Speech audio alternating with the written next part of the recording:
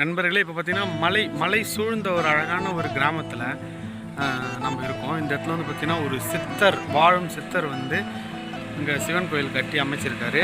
அதை பற்றி தான் இந்த வீடியோவில் பார்க்க போகிறோம். வாங்க.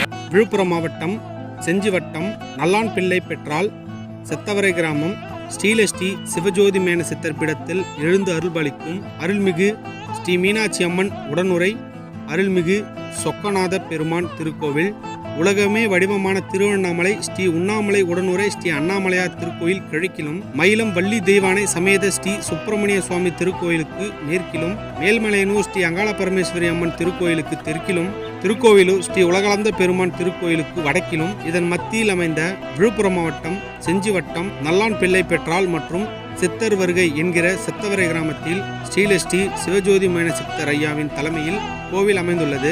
மௌன சாமியார் பக்தர்களுக்கு அருள்வாக்கு கூறுகிறார். வேலூர் மாவட்டம் வள்ளிமலை என்ற கிராமத்தில் ஈசன் மலை உள்ளது.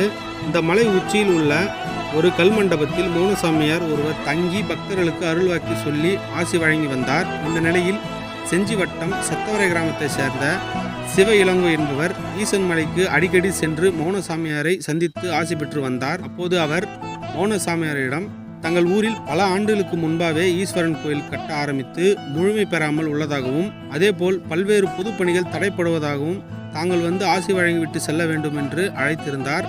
இதனை ஏற்றும் பக்தர்கள் வருகையை அதிகரித்ததாலும் தனிமையில் இருக்க முடிவு செய்த மௌன சாமியார் 15 நாட்களுக்கு பிறகு செத்தவரை கிராமம் வந்தார். அங்கு ஊருக்கு ஒதுக்குப்புறமாக இருந்த பூவத்தம்மன் கோவில் அருகில் உள்ள சப்தகன்னிமலை என்ற மலையின் அடிவாரத்தில் கட்டப்படாமல் இருந்த ஈஸ்வரன் கோவிலை பார்வையிட்டார். மௌனசாமியார் மலைக்குயில் தங்கி காலை முதல் மாலை வரை தியானம் செய்து வருகிறார். உணவு உண்பதில்லை. காலையும் மாலையும் டீ மட்டுமே குடிக்கிறார். இடையில் தண்ணீர் மட்டும் அதிக அளவில் குடிக்கிறார். மாலை 6 மணிக்கு மேல் பூவத்தம்மன் கோவிலுக்கு வந்து பக்தர்களுக்கு எழுத்து மூலியமும் சைகை மூலியமும் அருள்வாக்கு வழங்குகிறார். அருள்வாக்கிற்கு பிறகு கோயிலுக்கு சென்று தங்கிவிடுகிறார். இவருக்கு தேவையான பணிவிடைகளை சீடராக இருந்து இளங்கோ அவர்கள் செய்து வருகிறார். மௌனசாமியார் வந்திருப்பதை கேள்விப்பட்ட அப்பகுதி மக்கள் ஏராளமானோர் வந்து அவரை சந்தித்து அருள்வாக்கு கேட்கிறார்கள். இது வந்து பார்த்தீங்கன்னா வில்வ மரம். அது கீழே பார்த்தீங்கன்னா சிவன் சிலை இருக்கு. அந்த சிவனுக்கு வந்து பார்த்தீங்கன்னா வில்வநாதீஸ்வரர் அப்படின்ட்டு பேர். அவரவருடைய திருக்கரங்களாலேயே அபிஷேகம் பண்ணலாம்னு சொல்லிட்டு ஆலய நிர்வாகம் அறிவிச்சிருக்காங்க. நவகிரகங்கள் இருக்குது. அதுக்கப்புறம் பார்த்தீங்கன்னா அருள்மிகு யோக சர்வேஸ்வரர் சனி பகவான் ஆலயமும் இருக்குது. அற்புதங்களை நிகழ்த்தும் மௌனசாமியார் பக்தர்களுக்கு அருள்வாக்கு கூறுகிறார். ஸ்ரீ சிவஜோதி மேன சித்தர் தர்ம பரிபாலன ட்ரஸ்ட் குரு தரிசன நேரத்தை அறிவிச்சிருக்காங்க. குரு தரிசன நேரம் பார்த்தீங்கன்னா காலை 8 மணி முதல் 12 மணி வரை, பிரதி திங்கட்கிழமை விடுமுறை.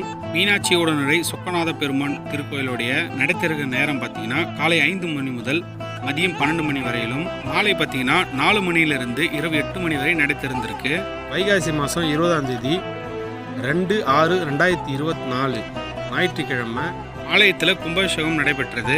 செத்தவரை கிராமத்துக்கு விழுப்புரத்துலேருந்து 40 கிலோமீட்டரும், செஞ்சிலேருந்து 26 கிலோமீட்டரும், திருவண்ணாமலையிலிருந்து 28 கிலோமீட்டரும், திருக்கோயிலூர்ந்து 26 கிலோமீட்டர் தொலைவில் அமைந்திருக்கு. மேலும் பார்த்தீங்கன்னா செஞ்சி டு திருக்கோயிலூர் போகிற பேருந்து செத்தவரை கிராமத்தில் நிற்கும். நகர பேருந்துகள் நிற்கும், கேட்டுட்டு ஏறுங்க.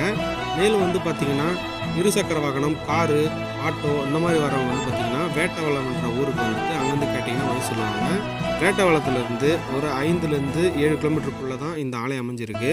இங்கே வந்து பார்த்தீங்கன்னா ஏழைகள் முதல் விஐபி வரை வந்து தரிசனம் பண்ணிட்டு போகிறாங்க. சிவனுக்கு உகந்த நாளாக இருக்கக்கூடிய பிரதோஷம், பௌர்ணமி போன்ற தினங்களில் அங்கே சிறப்பான வழிபாடுகளும் அருள்வாக்கும் சொல்கிறாங்க.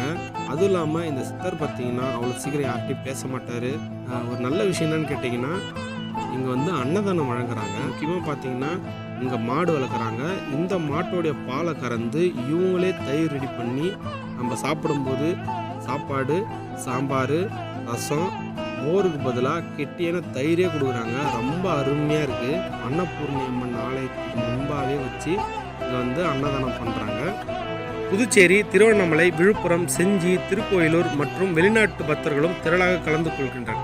வீடியோ பிடிச்சிருந்தா லைக் பண்ணுங்கள், ஷேர் பண்ணுங்கள், கமெண்ட் பண்ணுங்கள், மறக்காம நம்ம சேனலை சப்ஸ்கிரைப் பண்ணுங்கள். அப்போ தான் நான் போகிற வீடியோ நோட்டிஃபிகேஷன் வரும். Thank you friends.